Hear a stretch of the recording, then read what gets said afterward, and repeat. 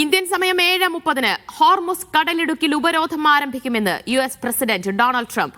Iran തുറമുഖങ്ങളെ തൊട്ടാൽ Persian ഉൾക്കടലിലും ഒമാൻ ഉൾക്കടലിലുമുള്ള ഒരു തുറമുഖവും സുരക്ഷിതമായിരിക്കില്ലെന്ന് ഇറാൻ തിരിച്ചടിച്ചു. ഹോർമുസ് ഉപരോധിക്കാനുള്ള അമേരിക്കൻ നീക്കത്തിനൊപ്പം പങ്കുചേരില്ലെന്ന് നാറ്റോ സഖ്യരാജ്യങ്ങൾ വ്യക്തമാക്കി. ഇറാൻ യുദ്ധത്തെ എതിർത്ത മാർപ്പാപ്പയ്ക്കെതിരെ രൂക്ഷ വിമർശനവുമായി ട്രംപ് രംഗത്തെത്തി. ട്രംപിന് പേടിയില്ലെന്നും സത്യം തുറന്നു പറയുമെന്നുമാണ് മാർപ്പാപ്പയുടെ മറുപടി. MCA നാസർ വിവരങ്ങൾ നൽകും. MCA, നാറ്റോ സഖ്യരാജ്യങ്ങളുടെ പിന്തുണയില്ല എങ്കിലും ഹോർമുസിൽ നാവിക ഉപരോധത്തിലേക്ക് കടക്കുകയാണോ അമേരിക്ക? തങ്ങളുടേതായിട്ടുള്ള തീരുമാനം അമേരിക്കൻ പ്രസിഡന്റ് ട്രംപ് പ്രഖ്യാപിച്ചതുപോലെ ഏതാണ്ട് ഒരു 1.25 മണിക്കൂർ പിന്നിടുന്നതോടുകൂടി ഉപരോധം പ്രാബല്യത്തിൽ വരുമെന്നാണ് US സെൻട്രൽ കമാൻഡ് അറിയിച്ചിരിക്കുന്നത്. എല്ലാ കപ്പലുകൾക്ക് മേലിലും തങ്ങളുടെ നിരീക്ഷണം ഉണ്ടാവും.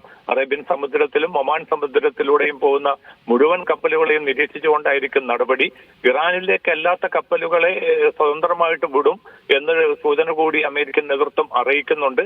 പക്ഷേ ഇറാനിലേക്കുള്ള ഒരു കപ്പലുകളും അനുവദിക്കുകയില്ല. ആ ഉപരോധം പൂർണ്ണമായ അർത്ഥത്തിൽ തന്നെ നടപ്പാക്കും. അതിനുള്ള സേനാ സജ്ജീകരണം എല്ലാം പൂർത്തീകരിക്കപ്പെട്ടതായാണ് അല്പം മുമ്പ് പുറത്തിറക്കിയിരിക്കുന്ന പ്രതികരണത്തിൽ US സെൻട്രൽ കമാൻഡ് അറിയിച്ചിരിക്കുന്നത്.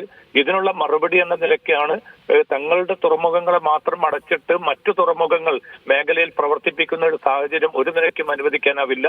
ഒന്നുകിൽ എല്ലാ തുറമുഖങ്ങളും പ്രവർത്തിക്കുക, അതല്ല എങ്കിൽ പിന്നെ തങ്ങളുടെ തുറമുഖങ്ങൾക്ക് മാത്രം വിലക്ക് ഏർപ്പെടുത്തിക്കൊണ്ട് ഈ മേഖലയിലെ മറ്റു തുറമുഖങ്ങൾ പ്രവർത്തിപ്പിക്കാമെന്ന് ആരും കരുതേണ്ടതില്ല എന്ന വളരെ ശക്തമായിട്ടുള്ള ഒരു മുന്നറിയിപ്പാണ് ഇപ്പോൾ ഇറാൻ സേനയും നൽകിയിരിക്കുന്നത്. അത് ഒരു തുറന്ന ഏറ്റുമുട്ടലിലേക്കും ഒരു യുദ്ധപ്രഖ്യാപനത്തിലേക്കും തന്നെ നീങ്ങുന്നതിന്റെ കൃത്യമായിട്ടുള്ള സൂചനയാണ്. സാധാരണഗതിയിൽ ഈ മാസം 22 വരെയാണ് ഇപ്പൊ 2 ആഴ്ച നീണ്ടു നിൽക്കുന്ന ഈ വെടിനിർത്തൽ നീണ്ടു നിൽക്കേണ്ടത്. പക്ഷേ അതിന് മുമ്പ് തന്നെ, കാരണം ഈ സംഘർഷം വലിയ വ്യാപ്തിയിലേക്ക് നീങ്ങിക്കൊണ്ടിരിക്കുക, എപ്പോൾ വേണമെങ്കിലും ഇതിന് പുതിയ മാനങ്ങൾ കൈവരാം. ഇസ്രായേൽ പ്രധാനമന്ത്രി നെതന്യാഹു വ്യക്തമാക്കിയിരിക്കുന്നത് ഈ ഉപരോധത്തിന് തന്റെ രാജ്യം പൂർണ്ണ പിന്തുണ പ്രഖ്യാപിക്കുന്നുണ്ട്. അതുമാത്രമല്ല, യുദ്ധം ഏത് ഘട്ടത്തിലും പുനരാരംഭിക്കാൻ സൈന്യത്തിനോട് സജ്ജമായി നിൽക്കാനും താൻ നിർദ്ദേശിച്ചതായിട്ട് കൂടി നെതന്യാഹു അറിയിക്കുന്നുണ്ട്. അപ്പം കലുഷിതമായിട്ടുള്ള ഒരു സാഹചര്യം തന്നെയാണ് രൂപപ്പെട്ടിരിക്കുന്നത്. ഇനി ഇറാൻ ചർച്ചയ്ക്ക് വന്നാലും വന്നില്ലെങ്കിലും താനത് പരിഗണിക്കുന്നില്ല എന്നുകൂടി ട്രംപ് പറഞ്ഞു വെച്ച സാഹചര്യത്തിൽ ഡിപ്ലോമാറ്റിക് ആയിട്ടുള്ള പ്രശ്നപരിഹാര സാധ്യതയും വലിയ തോതിൽ മങ്ങിയിരിക്കുകയാണ്.